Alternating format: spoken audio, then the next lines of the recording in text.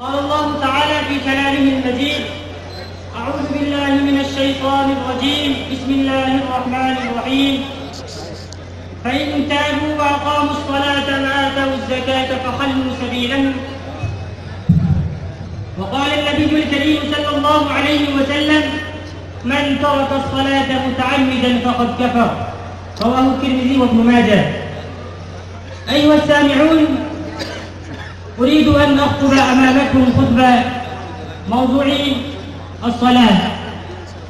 أيها السامعون، إن الصلاة هي ركن ثامن من الأركان الخمسة التي بني عليها الإسلام، كما قال رسول الله صلى الله عليه وسلم: بني الإسلام على خمس: شهادة أن لا إله إلا الله وأن محمدا عبده ورسوله، وإقام الصلاة وإيتاء الزكاة والحج وصوم رمضان. متفق عليه.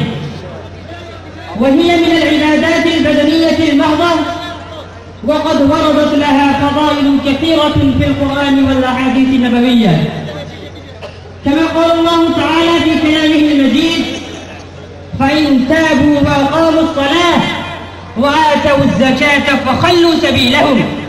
وقال: فإن تابوا وأقاموا الصلاة وآتوا الزكاة فإخوانكم في الدين. وقال صلى الله عليه وسلم: العهد الذي بيننا وبينهم الصلاة. أيها السامعون، إن الصلاة هي عبادة ليست فيها نفقة مثل الزكاة والحج وصوم رمضان، لأنه لا بد للزكاة من مال يبلغ النصاب، ولا بد من حولان الحول على ذلك القدر المعين. وكذلك الحج، لأنه لا بد له من الدراهم والدنانير التي تفضل عن حوائجه الأصلية. ثم المحافظة على الشروط الآخر. وأما صيام رمضان فهو شهر يأتي مرة واحدة في السنة، يكون الإنسان فيه غنيا من الأجر والثواب. وأما الصلاة فهي تفرض على المسلم وتجب عليه من حين بلوغه إلى موته، فإن لم يؤدها ولم يصلها فقد هدم الدين، كما قال صلى الله عليه وسلم: الصلاة عماد الدين، فمن قامها قام الدين، ومن تركها فقد هدم الدين. وليس الأمر على ذلك بل يكون كافرا ويدخل في السعير إن تركها متعمدا، كما قال الله تعالى في كلامه المجيد: في جنات يتساءلون عن المجرمين ما سلككم في سقر قالوا لم نكن من المصلين. وقال صلى الله عليه وسلم: من ترك الصلاة متعمدا فقد كفر. أيها السامعون، الصلوات الخمس مكفرات لما بينهن من الذنوب والخطايا، وهي تغسلها كما يغسل الماء الدرن والدنس، كما قال صلى الله عليه وسلم: أرأيتم لو أن نهرا بباب أحدكم يغتسل فيه كل يوم 5 هل يبقى من درني شيء؟ قالوا لا يبقى من درني شيء. قال: فذلك مثل الصلوات الخمس يمحو الله بهن الخطايا.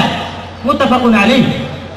يا عباد الله، كيف يجترئ عبد مؤمن أن يترك فريضة مهمة من الفرائض التي يسأل عنها أولا يوم القيامة؟ وكيف يصرف عنها النظر؟ وقال صلى الله عليه وسلم: أول ما يحاسب به العبد يوم القيامة الصلاة، وإن صلحت صلح سائر عمله، وإن فسدت فسد سائر عمله. أيها السامعون، أقيموا الصلاة، أقيموا الصلاة، لأن الصلاة في الإسلام منزلة لا تعدلها أي عبادة أخرى، فهي عماد الدين الذي لا يقوم إلا به، كما قال صلى الله عليه وسلم: رأس الأمر الإسلام وعموده الصلاة وذروة سلامه الجهاد في سبيل الله. رواه ابن ماجه. وهي أول ما أوجبه الله تعالى من العبادات، وأول ما يحاسب به العبد يوم القيامة، وهي آخر وصية وصى بها رسول الله صلى الله عليه وسلم أمته عند مفارقة الدنيا والتحاقه بالرفيق الأعلى، يقول وهو يلفظ أنفاسه الأخيرة: الصلاة الصلاة وما ملكت أيمانكم. أيها السامعون، وهذه الحقيقة ليست خافية على أحد منا أن الصلاة فرض على كل مسلم عاقل بالغ ما دامت روحه في جسده. حتى المقاتلين في الوراء مكلفون بالصلاة، فلا يجوز لنا أن نشغل عنها أو نضيع أوقاتنا في غيرها. وقد شدد النكير على من يفرط فيها وهدد الذين يضيعونها، فقال جل شأنه: فخلف من بعدهم خلف أضاعوا الصلاة واتبعوا الشهوات فسوف يلقون غيا. وقال: فويل للمصلين الذين هم عن صلاتهم ساهون. وقال: أقيموا الصلاة ولا تكونوا من المشركين.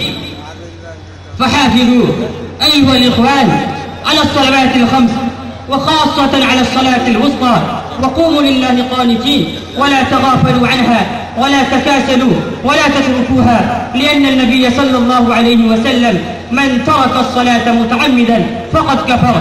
والحاصل إن الصلاة فرض على كل مسلم عاقل بالغ، ذكرا كان أو أنثى، حرا كان معبدا، فينبغي لنا أن نداوم ونحافظ عليها، لأنها منجية لنا من النار في الآخرة وناهية عن الفحشاء والمنكر في الدنيا. أكتفي بهذه الكلمات، وبالله التوفيق، والسلام عليكم ورحمة الله وبركاته.